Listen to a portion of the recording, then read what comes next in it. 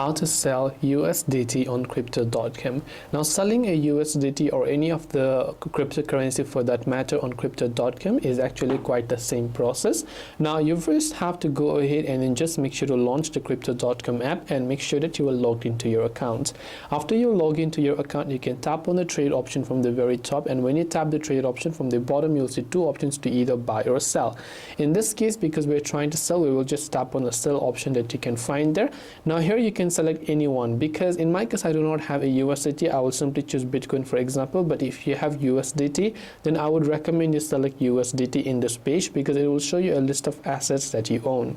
Once done, here under the Fiat Wallet, you can simply enter the amount of USDT or any of the other crypto that you want to sell, and you can simply go ahead and enter the amount, and you can also maximize it or minimize it based on what you want to, or you can add a custom value depending upon your wish. After you've done that, you'll be able to see the confirmation of your transaction page, and when you see the confirmation, when you tap on the confirm button, you will be able to see confirmation that you have sold certain amount of USDT. Again, as I say, in this case I only have Bitcoin, but if you have USDT, then I would recommend you select that in this case.